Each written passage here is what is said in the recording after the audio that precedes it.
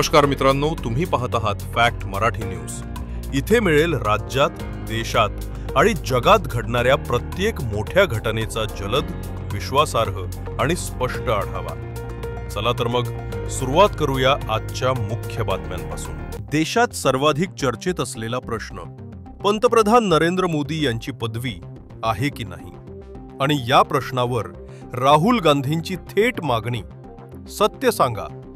राहुल गांधी म्हणतात, मी कोणावर आरोप करत नाही, पण जर डिग्री आहे तर देशासमोर दाखवा, आणि नाही आहे तर सत्य सांगा। देश विश्वासावर चालतो। त्यांचा मुद्दा डिग्रीचा नाही, सत्याच्या पारदर्शकतेचा आहे। बघा राहुल गांधी काय म्हणतात ते। जब दुनिया की सबसे बेहतरीन यूनिवर्सिटी नालंदा यूनिवर्सिटी बिहार में हुआ करती थी, सही बात है, लाइन लगती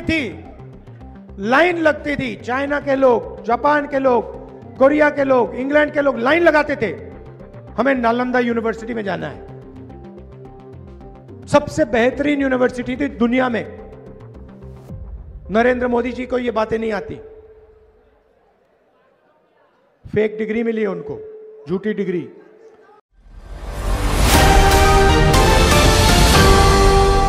आजच्या सभेत प्रियंका गांधी यांनी केंद्र सरकारवर जोरदार टीका केली। त्यांनी सांगितलं की देशात बेरोजगारी विक्रमी पातळीवर पोहोचलीये। तरुण पदवी घेऊन घरी बसलेत, नोकऱ्या कमी होत आहेत आणि सरकारी भरती प्रक्रिया पारदर्शक नाही। याचबरोबर महागाई हा मोठा प्रश्न असल्याचे त्यांनी स्पष्ट सांगितले। गॅस सिलेंडर, पेट्रोल, डाळी, भाजीपाला, रोजच्या वस्तू सगळ्यांचे दर वाढलेत, पण सरकार मात्र जाहिराती आणि मोठ्या सभा यावर पैसा खर्च करत आहे, असा आरोप त्यांनी केला। आज बिहार में 20 सालों से एक ही सरकार चल रही है, और ये सरकार जैसे जैसे साल बीतते गए वैसे वैसे बिहार से चली ही नहीं। आज बिहार की सरकार नीतीश जी नहीं चला रहे हैं, उनको चलाने दे ही नहीं रहे हैं। आज यहाँ की सरकार केंद्र से चलती है। जो बड़े बड़े निर्णय होने हैं वो केंद्र में होते हैं। प्रधानमंत्री जी करते हैं, गृह मंत्री जी करते हैं। आज बिहार में बिहार के अपने मुख्यमंत्री का भी सम्मान नहीं है। आप सब सम्मान देते हो, लेकिन केंद्र सम्मान नहीं देता। और जब हर चीज केंद्र से चलेगी तो आपकी सुनवाई कहां होगी? जब आपकी सीएम की सुनवाई नहीं हो रही है, तब आपकी सुनवाई कहां हो रही है? गडकरी यांनी आज बिहारच्या जनतेसमोर मोठ्या घोषणा केल्या आहेत आणि विरोधकांवरही जोरदार प्रहार केला। आगरकरी म्हणाले, मी बिहारचे रस्ते असे बनवणार की लोक म्हणतील, हो, हे खरंच अमेरिका आहे का काय? गडकरी यांनी शेवटी भावनिक शब्दात संदेश दिला, तुम्ही माझे मालक आहात, मी तुमचा सेवक, तुमच्यासाठीच मी काम करतो। बिहारचा विकास हे माझे स्वप्न आहे। सभेला प्रचंड प्रतिसाद मिळाला आणि घोषणाबाजीने संपूर्ण मैदान दणाणून गेले।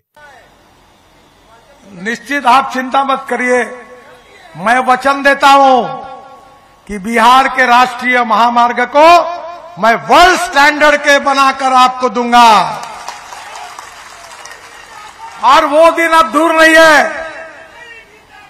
आपके रोड, बिहार के रोड अमेरिका के बराबर बना दूंगा, ये मेरा वचन है। एक से एक ब्रिज बना दूंगा, कोई कठिनाई नहीं है, सब कुछ हो सकता है। ये मैं कोई आपके ऊपर एहसान नहीं कर रहा हूं, ये आपका पैसा है, आप मालिक है, हम सेवक है। आपके लिए ईमानदारी से काम करना, इसीलिए आपने हमको चुनकर दिया है। और मुझे बताइए कि ये जो कुछ काम हुआ इसका श्रेय मुझे है, जनार्दन सिंह जी को है, नीतीश कुमार जी को है, मोदी जी को है? नहीं, इसका श्रेय अगर किसी को है तो मेरे सामने बैठी हुई जनता को है। अरे आप जनार्दन सिंह जी को चुनकर नहीं देते, एनडीए की मेजॉरिटी नहीं बनती, मोदी जी प्रधानमंत्री नहीं बनते, और तो मैं मंत्री कहां से बनता? ये आपने बनाया, आपके कारण बना हूं। और इसलिए मैं आपको विश्वास दिलाना चाहता हूं कि बिहार को सुखी, समृद्ध, संपन्न और शक्तिशाली बनाना है।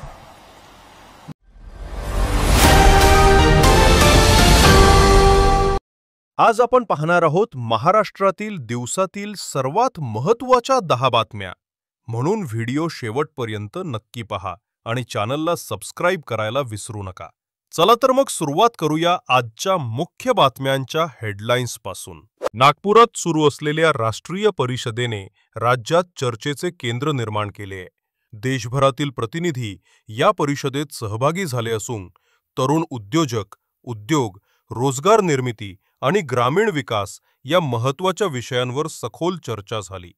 अनेक तज्ञ आणि प्राध्यापकांनी पुढील काही वर्षात भारतात रोजगार संधी कशा वाढवता येतील यावर मार्गदर्शन केले। सहभागी प्रतिनिधींनी या परिषदेतून अनेक नवी दृष्टिकोन मिळाल्याचे सांगितले। नागपूर शहरात या कार्यक्रमामुळे उत्साहाचे वातावरण दिसत आहे। औरंगाबाद जळगाव राष्ट्रीय महामार्गाचे चौपदरीकरण जोरात सुरू आहे।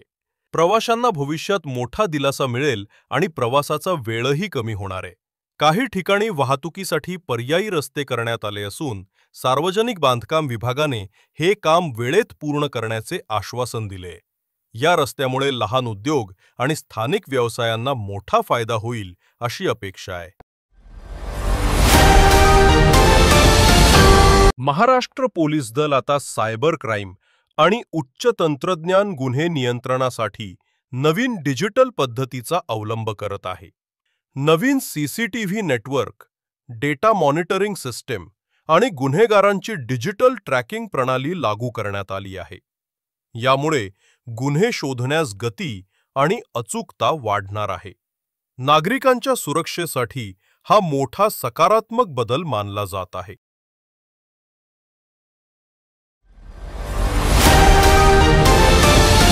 हवामानातील अनियमिततेमुळे राज्यात ऊस उत्पादनावर परिणाम झालाय।